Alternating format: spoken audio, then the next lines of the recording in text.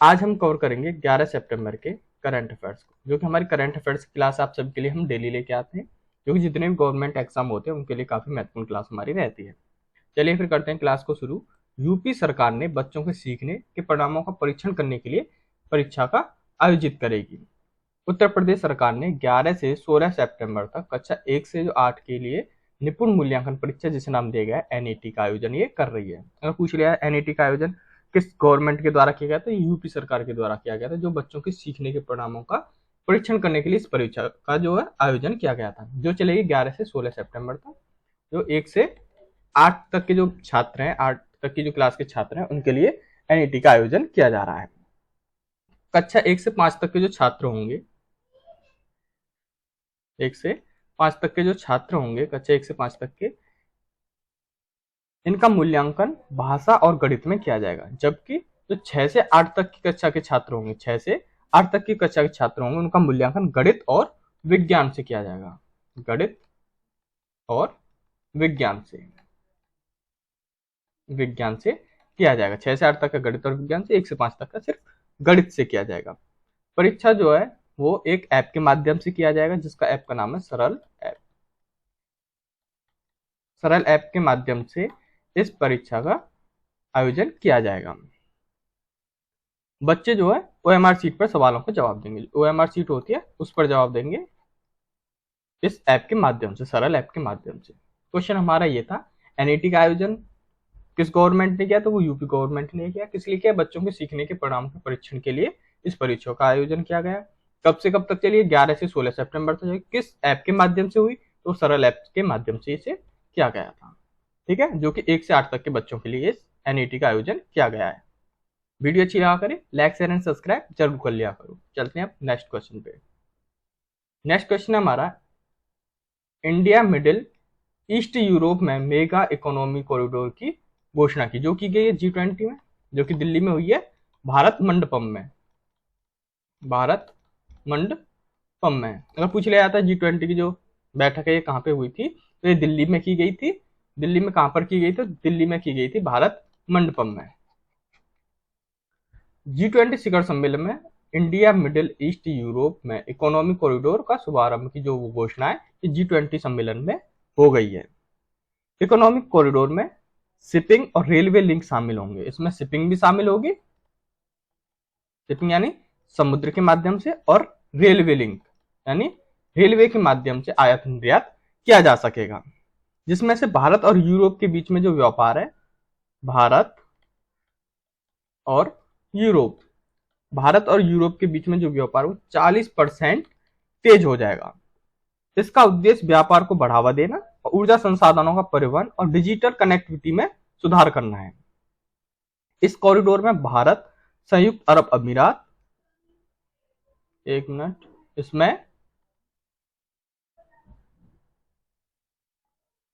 इस कॉरिडोर में भारत, संयुक्त अरब अमीरात और सऊदी अरब,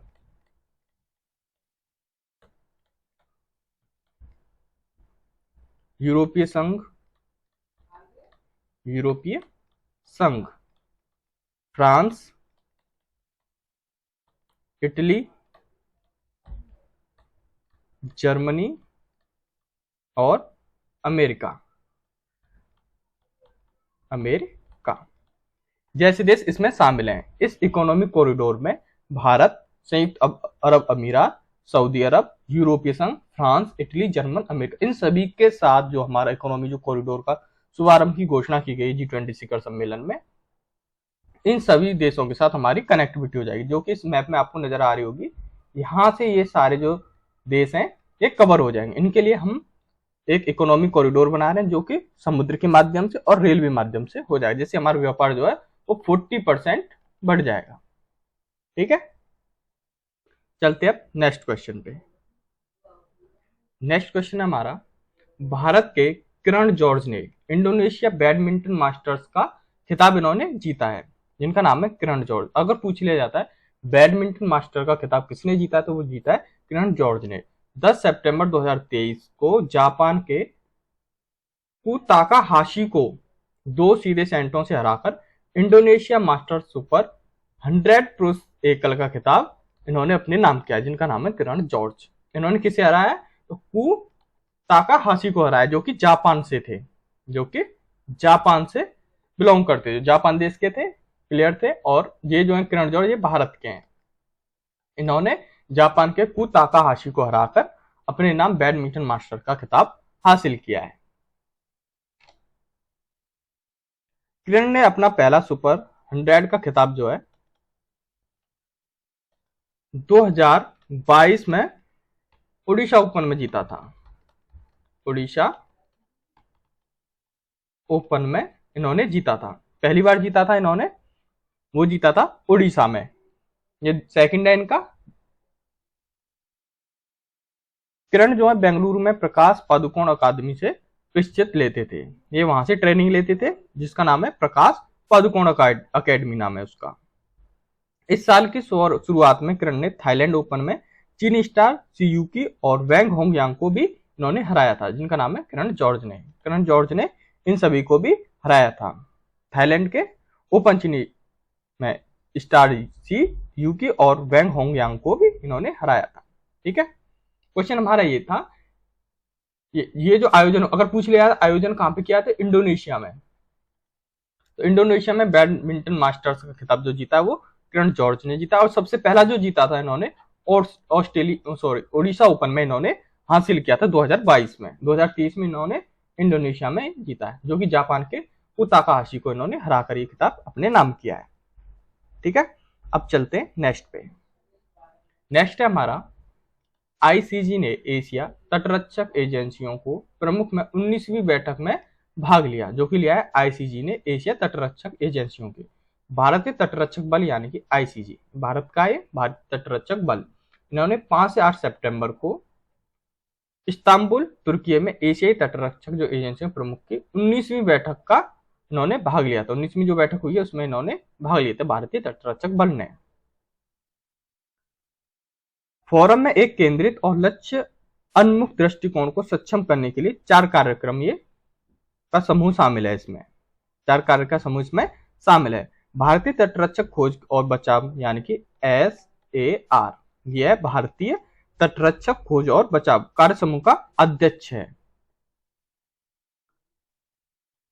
HACJAM का अंतिम संस्करण 2022 में आयोजित किया गया था। 2022 में आयोजित किया गया था। अंतिम जो संस्करण हुआ था 2022 में, ये नई दिल्ली में आयोजित किया गया था।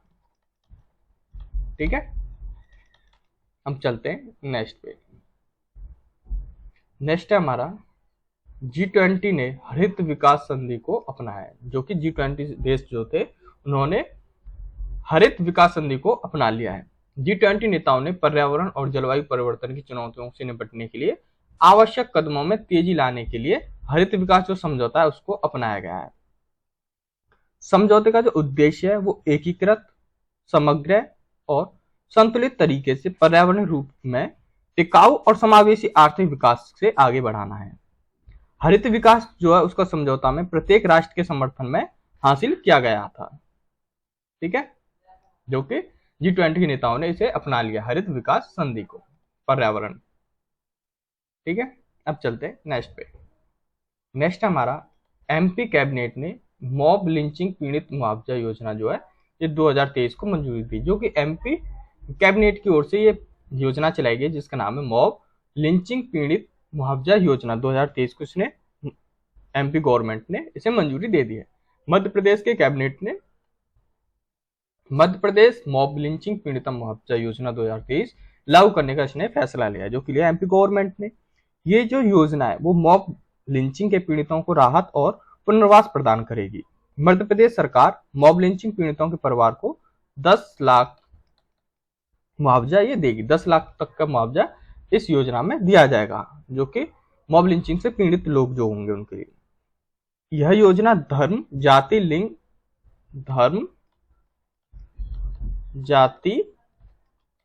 लिंग और जन्म स्थान के आधार पर हिंसा के किसी भी कृत्य को भी शामिल करती है। जन्म स्थान, इन सभी को भी इसमें शामिल करती है मॉब लिंचिंग में।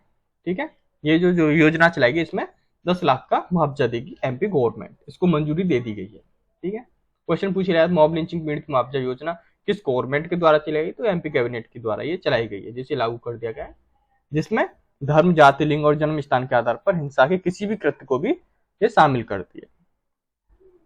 ठीक है, अब चलते हैं नेक्स्ट पे। नेक्स्ट है हमारा, पीएम मोदी ने ग्लोबल बायोफ्यूल्स एलायंस यानी कि जैव ईंधन गठबंधन शुरू किया है। प्रधानमंत्री नरेंद्र मोदी ने 19 देशों और 12 अंतर्राष्ट्रीय संगठनों के साथ गठबंधन में शामिल होने के लिए सहमति व्यक्त करते हुए वैश्विक जैव ईंधन गठबंधन इन्होंने ये शुरू किया है। गठबंधन जैव ईंधन को अपनाने में तेजी लाने, उद्योग की भागीदारी सुनिश्चित करने पर यह केंद्रित है। ब्राजील, भारत और अमेरिका गठबंधन के संस्थापक जो सदस्य हैं, उन्होंने एथेनॉल के वैश्विक उत्पादन में लगभग 85% का योगदान ये करते हैं, जो कि करते हैं ब्राजील, भारत और अमेरिका गठबंधन के संस्थापक सदस्य 85% का ये योगदान करते हैं एथेनॉल के वैश्विक उत्पादन में। ठीक है, अब चलते हैं नेक्स्ट पे। नेक्स्ट है हमारा, सेना के डॉक्टर को पुणे के नेत्र विज्ञान हेतु डॉक्टर एएम गोखले पुरस्कार से सम्मानित किया गया है, जो कि दिया जाता है। डॉक्टर एएम गोखले पुरस्कार जो है ये नेत्र विज्ञान के फील्ड में ये पुरस्कार दिया जाता है, डॉक्टर एएम गोखले पुरस्कार। भारतीय सेना के रिसर्च एंड रेफरल अस्पताल के प्रसिद्ध नेत्र रोग विशेषज्ञ, जिनका नाम है ब्रिगेडियर संजय कुमार मिश्रा, को पुणे के प्रतिष्ठित डॉक्टर एएम गोखले पुरस्कार से इन्हें सम्मानित किया गया है।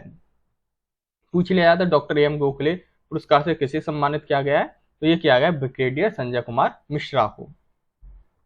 डॉक्टर एएम गोखले भारत के नेत्र विज्ञान के प्रसिद्ध शिक्षक थे। ये सबसे प्रसिद्ध शिक्षक थे ये डॉक्टर एएम गोखले भारत के नेत्र विज्ञान के फील्ड में। संजय कुमार मिश्रा ने भारत के 2 सेवारत राष्ट्रपतियों को जो है उन्होंने सर्जरी की है। नेत्र विज्ञान नेत्र विकारों के निदान और उपचार से ये संबंधित है। ठीक है, चलते हैं नेक्स्ट पे। नेक्स्ट है हमारा, G20 नेताओं ने गोवा रोड मैप और ट्रैवल फॉर लाइफ कार्यक्रम का समर्थन किया, जो कि किया G20 नेताओं ने। G20 नेताओं ने पर्यटन क्षेत्र में उल्लेखनीय रूप से बढ़ावा देने के लिए गोवा रोड मैप और ट्रैवल फॉर लाइफ कार्यक्रम का समर्थन उन्होंने किया है। पर्यटन के लिए गोवा रोड मैप संयुक्त राष्ट्र सतत विकास लक्ष्य यानी कि 2023 के साथ पर्यटन नीतियों को संरेखित करने की एक व्यापक रणनीति है। ये पर्यटन मंत्रालय का लक्ष्य शिक्षा और जागरूकता, जो पर्यटन मंत्रालय का जो लक्ष्य है वो शिक्षा और जागरूकता अभियानों के माध्यम से गोवा रोड मैप के कार्यान्वयन में सुविधाजनक ये बनाता है। ठीक है, चलते हैं नेक्स्ट पे। नेक्स्ट है हमारा, आईआईटी काउंसिलिंग में एसोसिएशन ऑफ अमेरिकन यूनिवर्सिटी के साथ एमओयू पर हस्ताक्षर किए, जो किए गए आईआईटी काउंसिलिंग ने एसोसिएशन ऑफ अमेरिकन यूनिवर्सिटी यानी कि एएयू में Indo US global challenge institute की स्थापना के लिए एक समझौता ज्ञापन पर हस्ताक्षर किए गए हैं। संस्थान में भागीदार विश्वविद्यालयों का एक आभासी नेटवर्क शामिल होगा। इसमें रणनीतिक अनुसंधान कार्यक्रमों को संबोधित करने के लिए एक मंच प्रदान ये किया जाएगा। आईआईटी बॉम्बे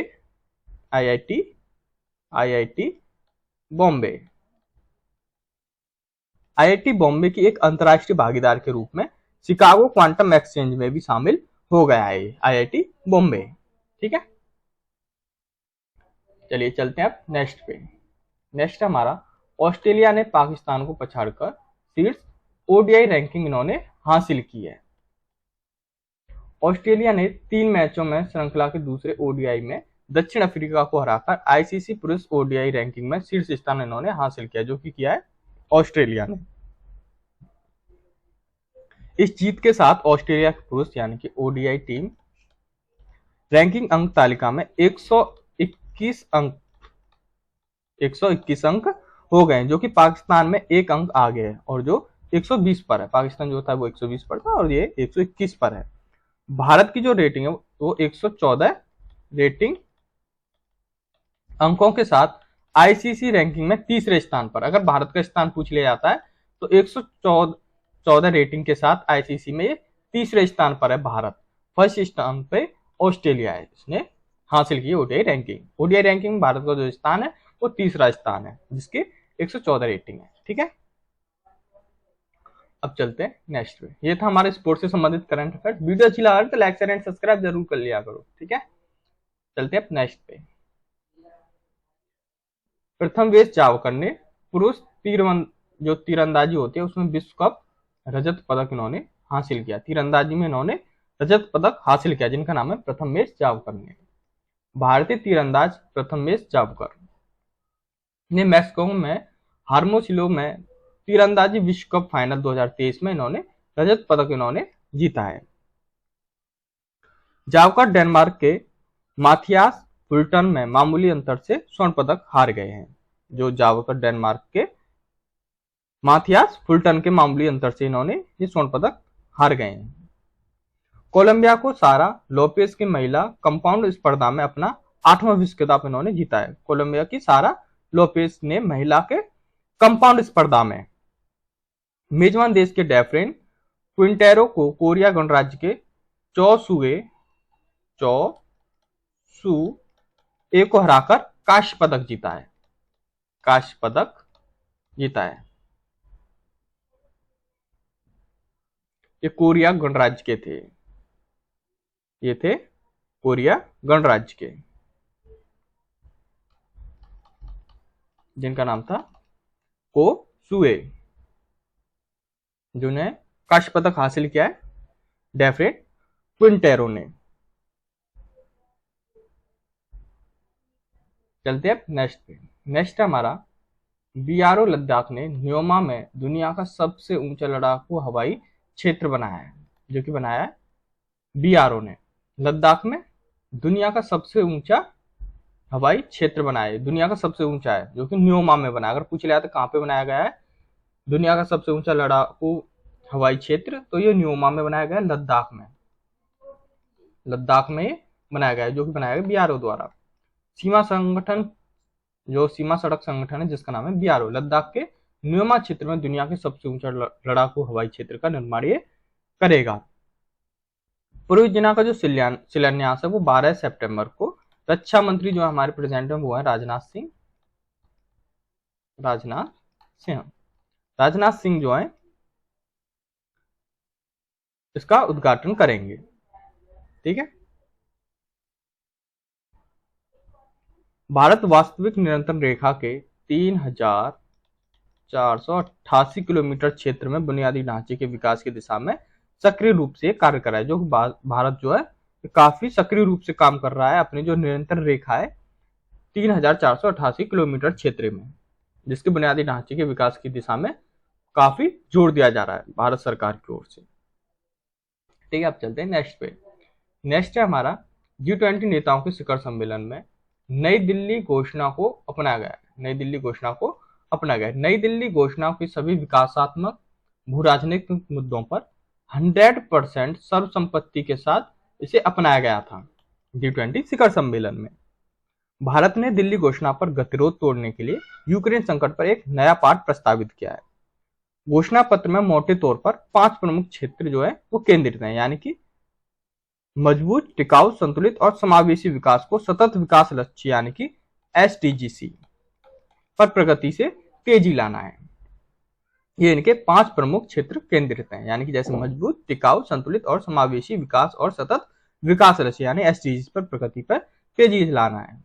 ये इनका दिल्ली घोषणा को अपनाया गया है G20 शिखर सम्मेलन में। अब चलते हैं नेक्स्ट पे। नेक्स्ट हमारा किशोर जैना ने 82.53 मीटर के थ्रो के साथ इंडियन ग्रैंड प्रिक्स 5 जो है इन्होंने अपने नाम किया है। किशोर जैना ने अमोद जैकब ने चंडीगढ़ में इंडियन ग्रैंड प्रिक्स 5 2023 एथलेटिक्स में स्वर्ण पदक इन्होंने हासिल किया है। जो किया है किशोर जैना ने स्वर्ण पदक इन्होंने हासिल किया है। जैना का जो सर्वश्रेष्ठ प्रयास था वो 82.53 मीटर का थ्रो उनके पहले प्रयास में आया था। ये जैकब ने चंडीगढ़ के पुरुष की 400 मीटर दौड़ और 45.92 सेकंड के समय के साथ इन्होंने जीती थी। 400 मीटर की जो दौड़ थी इन्होंने 45.92 सेकंड समय के साथ इन्होंने हासिल की थी, 400 मीटर की जो की थी जैकब ने।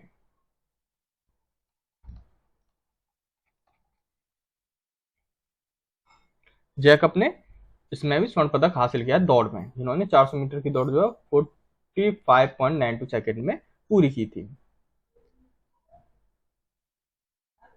नोआ निर्मल टॉम ने पुरुष की 400 मीटर की जो दौड़ है जिनका नाम है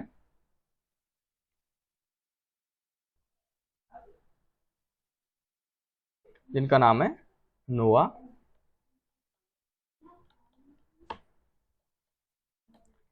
निर्मल टॉम। ने पुरुष की 400 मीटर की दौड़ को 46.55 सेकंड समय के साथ रजत पदक इन्होंने हासिल किया। इसमें इन्होंने रजत पदक जीता है। स्वर्ण पदक जीता है वो जीता है अमोद जैकब ने। इन्होंने जो 400 मीटर की दौड़ है वो 45.92 सेकंड में पूरी की थी, इसलिए इन्हें स्वर्ण पदक दिया गया। और नोवा निर्मल टॉम को 400 मीटर की जो दौड़ है 46.55 सेकंड में इन्होंने पूरी की थी, इन्हें रजत पदक इन्होंने हासिल किया है।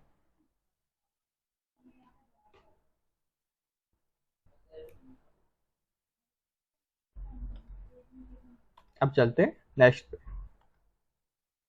नेक्स्ट है हमारा कोको गॉफ 1999 के बाद यूएस ओपन खिताब जीतने वाली पहली अमेरिकी किशोरी बनी है, जो कि 1999 के बाद यूएस ओपन खिताब जीतने वाली पहली अमेरिकन किशोरी बनी है। कोको ग्राफ 1999 में सरेना विलियम्स के बाद यूएस ओपन खिताब जीतने वाली पहली अमेरिकी जो किशोरी हैं बन गई हैं। इनसे पहले सरेना विलियम्स ने जीता था ये 1999 में। गॉफ की जीत उनकी लगातार 12वीं जीत और 40 दिनों में तीसरा खिताब है इन्होंने हासिल किया। तीसरा खिताब है ये, 40 दिनों के अंदर ये तीसरा खिताब है। सरेना विलियम्स 1919 में यूएस ओपन एकल खिताब जीतने वाली आखिरी अमेरिकी किशोरी थी ये, जिनका नाम था सरेना विलियम्स। आखिरी अमेरिकी किशोरी थी। गॉफ के पिछले 4 वर्षों में प्रत्येक में एक बार सावालेंका को हराकर, जो किसी और ने नहीं किया था। ठीक है, चलते हैं नेक्स्ट पे। नेक्स्ट हमारा यूके के पीएम ऋषि सुनक, जो कि भारतीय मूल के, जो कि प्रेजेंट में यूके के पीएम है। पीएम ऋषि सुनक ने ग्रीन क्लाइमेट फंड के लिए $2 अरब की सहायता की घोषणा की, जो कि की गई G20 शिखर सम्मेलन के द्वारा की गई। ग्रीन क्लाइमेट फंड के लिए $2 अरब की सहायता प्रदान। यूके के प्रधानमंत्री, जिनका नाम है ऋषि सुनक जो है जलवायु परिवर्तन से निपटने में कमजोर देशों के साथ समर्थन करने के लिए संयुक्त राष्ट्र के ग्रीन क्लाइमेट फंड यानी कि GFC को $2 बिलियन अरब देने का इन्होंने वादा किया है, जो कि यूके के पीएम ने किया है। G20 नेताओं के पर्यावरण और जलवायु परिवर्तन की चुनौतियों से निपटने के उपायों में तेजी लाने के उद्देश्य से एक हरित विकास समझौता भी अपनाया है। यूके ने 2021 से 2026 तक अंतर्राष्ट्रीय जलवायु वित्त में $14.4 बिलियन खर्च करने का वादा इन्होंने किया है 2021 से 2026 तक। आज के लिए बस इतना ही। धन्यवाद मेरे चैनल में जुड़े रहने के लिए।